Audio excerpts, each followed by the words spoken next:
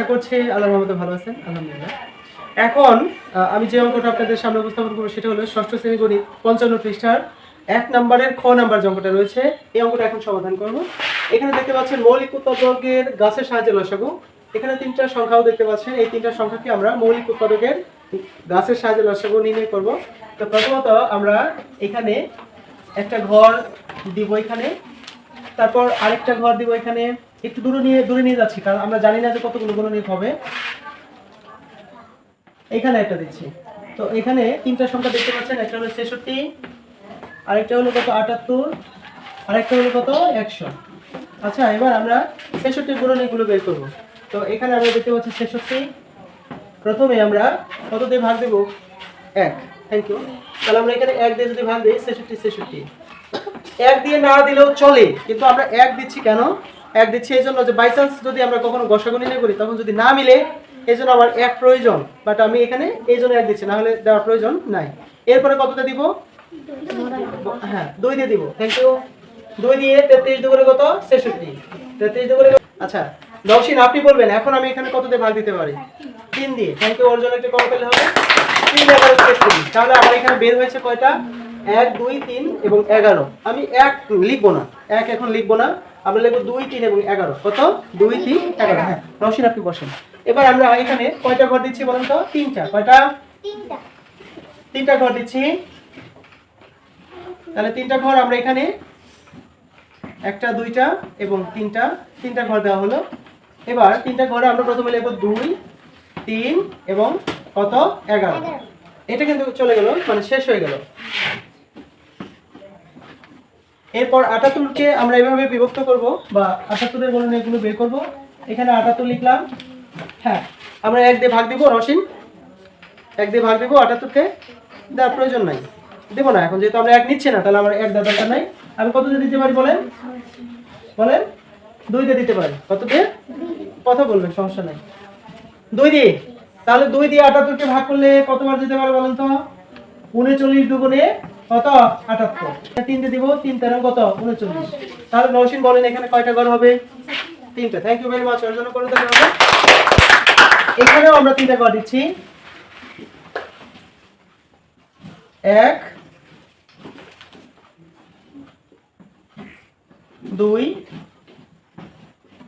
এবং লাস্ট ঘর হলো এটা 3 নম্বর ঘর। তাহলে আমরা এখানে দিচ্ছি 2 3 এবং কত 13। এরপর হলো 100। কত?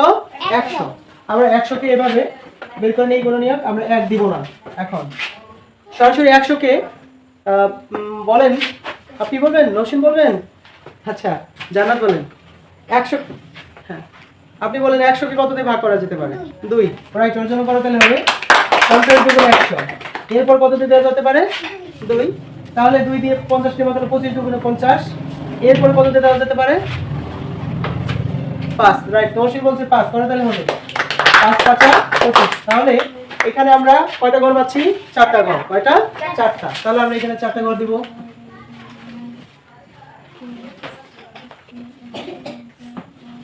4টা ঘর দিচ্ছি এখানে।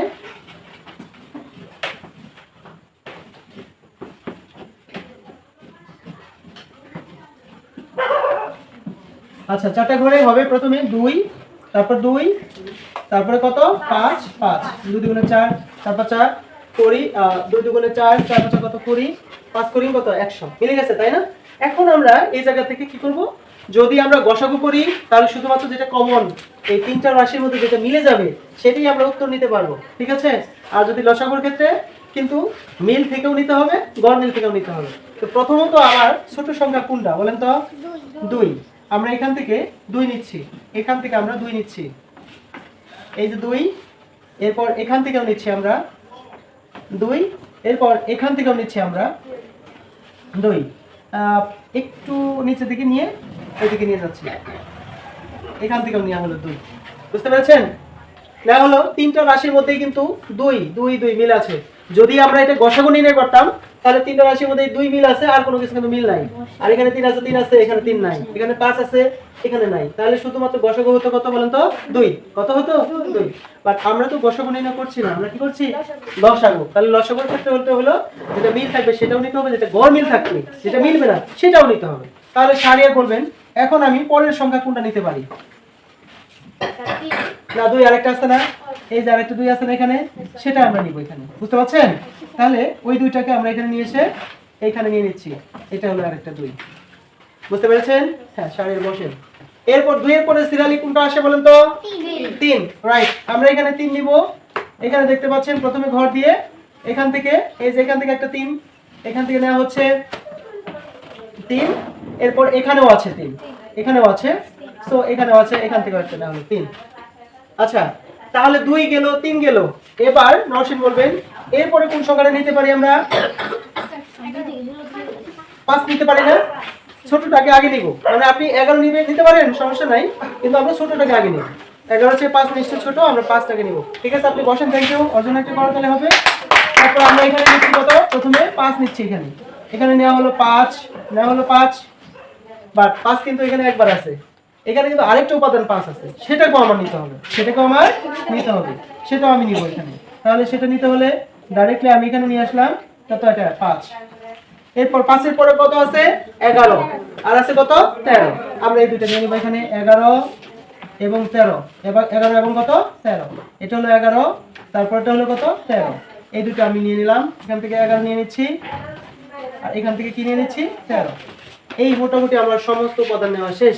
এখন আমরা এটাকে কি করব বলেন তো? গুণফল নির্ণয় করব। কি করব? গুণফল। তাহলে আমরা লম্বা করে একটা ঘর দেব, ঘর দিয়ে সেখানে লিখব 2 গুণন 2 গুণন 3 গুণন 5 গুণন 5 গুণন 11 গুণন কত? 13। আমি কি বুঝতে পারছি? এবার ফলটার নামে কত বলেন তো? আমরা নিচেই লিখব, যেহেতু এখানে জায়গা কম সেহেতু আমি পাশে লিখলাম। 2 দুগুণে 4, 3 4 12, 5 12 60, 5 60 কত? 300। কত? 300। 300 কে আমরা 11 এবং 13 দিয়ে গুণ করব। তাহলে 300 এখানে আমরা লিখছি 300 গুণন 11, গুণন করলে 0 0 3 কে 3, এক ঘর কাটা, এক ঘর কাটা। এবার 0 0 3 কে 3, তাহলে যোগ করলে হবে 0 0 3 3, অর্থাৎ 3300। একে আমরা গুণ করব 13 দিয়ে। কত দিয়ে গুণ করব? 13। তাহলে 13 দিয়ে গুণ করলে ফল নামবে 0।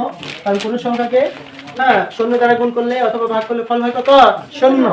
তাহলে 3 দিয়ে 0 কে গুণ করলে 0, 3 দিয়ে 0 কে গুণ করলে 0, 3 3 কে 9, 3 3 কে 9। এবার এক ঘর কাটা, এক ঘর কাটা। এবার 1 দিয়ে 0 এর গুণ করলে কত হয়? 0। 0 কে গুণ করলে 0, 3 1 কে 3, 3 1 কে 3। আচ্ছা এবার সবগুলো যোগ করব, এটাও যোগ, এটাও যোগ। আচ্ছা 0 0 9 9 3 12, 2 হাতে থেকে 1 4, অর্থাৎ 42900। 42900 এটাই হলো নির্ণয় লসাগু। এটা কি নির্ণয় লসাগু? কত? 42900। আমরা লিখব সুতরাং নির্ণয় লসাগু, সুতরাং নির্ণয় লসাগু। এটা কি প্রক্রিয়া করলাম বলেন তো? নির্ণয় লসাগু কত? 42900। আচ্ছা এটা হলো গাছ প্রক্রিয়া। আর যদি আমরা ইউক্লিডীয় প্রক্রিয়া করি তাহলে আমরা পাশে এইভাবে নিচে লিখবেন আপনারা, বাট আমি পাশে লিখে দিলাম ইউক্লিডীয়